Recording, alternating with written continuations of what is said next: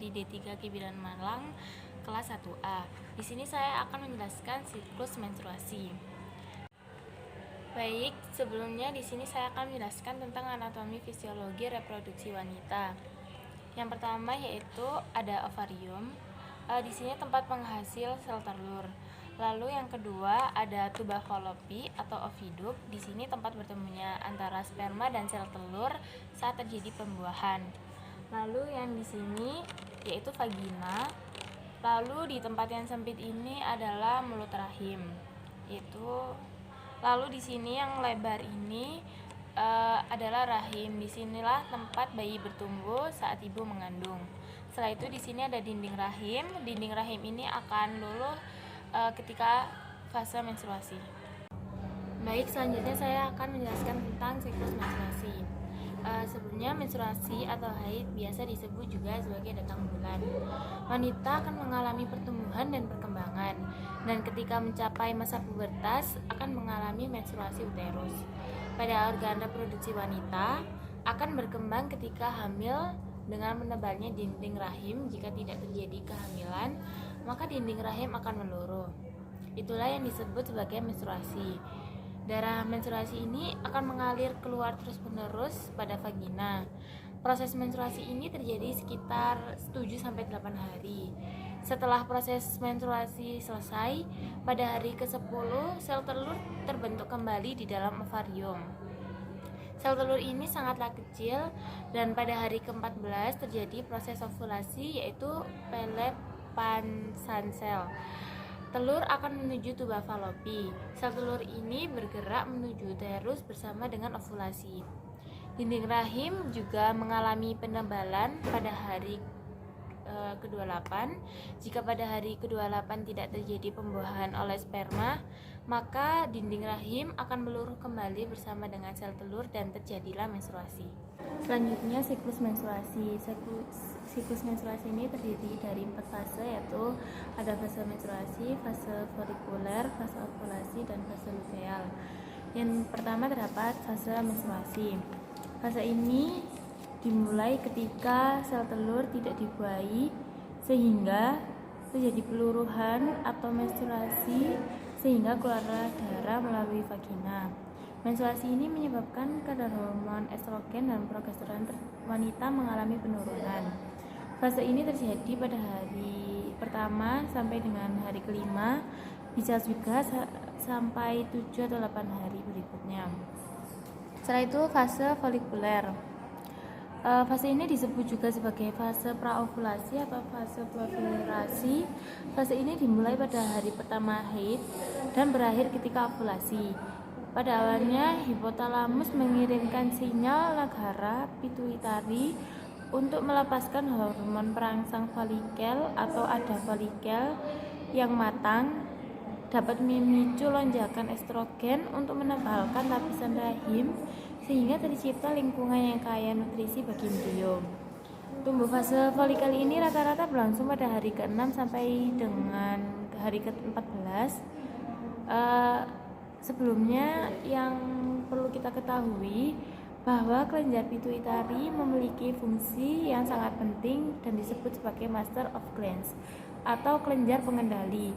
Ukurannya sekitar 1,25 cm dengan massa 0,5 gram. Kelenjar ini terletak pada dasar otak dan posisinya dekat dengan hipotalamus. Selanjutnya ada fase ovulasi. Fase ovulasi ini terjadi pada hari ke-14. Meningkatnya kadar estrogen selama fase folikel memicu kelenjar pituitari melepas hormon LH. Inilah awal terjadinya proses ovulasi. Ovulasi adalah proses ketika ovarium melepaskan sel telur yang matang. Selanjutnya terdapat fase luteal yang disebut dengan fase pasca ovulasi atau fase sekretori. Setelah folikel melepaskan sel telurnya, zat ini berubah menjadi korpus luteum. Korpus luteum dapat melepaskan hormon terutama progesteron dan estrogen. Hormon ini membuat lapisan rahim menebal dan siap untuk ditanami. Sel telur yang telah dibuahi, jika tidak terjadi pembuahan, maka terjadi penurunan kadar estrogen dan progesteron. Jadi kadar estrogen dan progesteron ini akan memicu terjadinya menstruasi. Pada fase ini, wanita yang tidak hamil akan mengalami gejala sindrom permenstruasi atau PMS seperti kembung, payudara terasa nyeri atau bengkak, lalu suasana hati berubah, terjadi sakit kepala, berat badan bertambah, dan susah tidur. Baik, sekian yang bisa saya sampaikan. Terima kasih. Wassalamualaikum warahmatullahi wabarakatuh. Assalamualaikum warahmatullahi wabarakatuh. Perkenalkan, nama saya Salsabila Firdausi dengan NIM 029. Di sini saya akan menjelaskan perhitungan masa subur pada wanita. Wanita mengalami siklus menstruasi yang rutin setiap bulannya. Normalnya siklus menstruasi berlangsung selama 27-30 hari. Tetapi ada beberapa wanita yang tidak mengalami hal tersebut. Bukan masalah, tapi akan lebih baik untuk melakukan konsultasi dengan dokter. Pada siklus menstruasi akan ada fase ovulasi atau masa subur. Bagaimana tanda dan cara menghitung masa subur wanita setelah haid? Yuk simak video saya berikut ini. Masa subur terjadi di sekitar waktu ovulasi, yaitu saat sel telur dalam tubuh perempuan sudah matang dan siap untuk dibuahi agar terjadi kehamilan. Masa subur ini waktunya tidak panjang, makanya perlu perhitungan yang tepat supaya masa subur bisa ditentukan. Dengan berhubungan intim saat masa subur misalnya. Usaha kamu akan lebih efektif supaya segera hamil. Jadi gimana sih cara menghitung masa subur ini? Perlu kamu tahu kalau masa subur perempuan itu berbeda-beda, tergantung dari berapa lama siklus haid berlangsung. Siklus haid itu dihitung dari hari pertama menstruasi sampai hari sebelum dimulainya menstruasi untuk bulan berikutnya. Jadi, kalau misalnya tanggal 1 kamu haid, terus tanggal 1 bulan berikutnya kamu haid lagi, berarti siklus haid kamu kurang lebih 30 hari. Tapi biasanya siklus haid itu sekitar 27-35 hari dengan rata-rata 28 hari. Walaupun begitu, tiap perempuan bisa memiliki siklus haid yang berubah-ubah atau tidak teratur. Untuk bisa menghitung masa subur, kamu perlu tahu siklus haid kamu yang paling pendek. Misalnya 27 hari. Terus cari tahu siklus kamu yang paling lama. Katakanlah 30 hari dikurangi siklus yang paling pendek dengan 18. Hasilnya 9. Yang paling lama dikurangi dengan angka 11. Hasilnya 19. Nah, angka 9 ini menandakan kalau masa subur kamu dimulai pada hari ke-9 dan angka 19 masa subur kamu berakhir di hari ke-19 dengan asumsi misalnya hari pertama kamu itu tanggal 1 dan siklus kamu berkisar antara 27 sampai 30 hari. Maka masa subur kamu dimulai pada tanggal 9 sampai tanggal 19.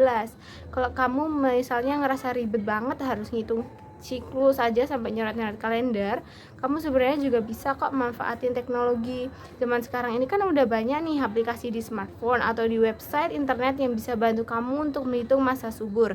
Caranya lebih praktis, tinggal masukin jadwal haid kamu sebelumnya. Nanti aplikasi tersebut bisa menunjukkan kapan perkiraan kamu masuki masa subur. Selain itu, kamu juga bisa loh pakai alat pengecek kesuburan yang dijual di apotek maupun di swalayan.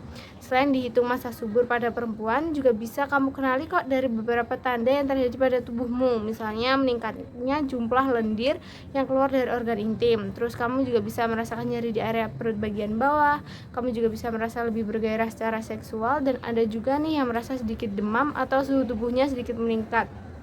Beberapa perempuan juga merasa payudaranya lebih kencang serta perutnya terasa kembung.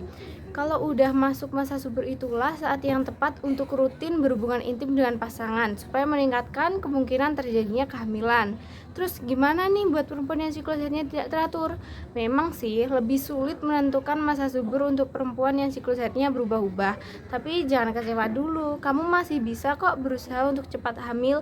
Caranya itu dengan berhubungan intim bersama pasangan setiap 2-3 hari sekali. Dengan begitu, saat ovulasi berlangsung, udah ada sperma yang siap membuahi sel telur. Hal ini karena sel sperma bisa hidup dalam rahim selama beberapa hari. Kalau strategi ini udah kamu lakukan tapi kamu belum juga hamil, jangan stres, apalagi menyalahkan diri sendiri. Lebih baik ajak pasangan untuk berkonsultasi ke dokter spesialis kandungan supaya bisa memulai program hamil yang sesuai dengan kondisi badan kamu. Terima kasih.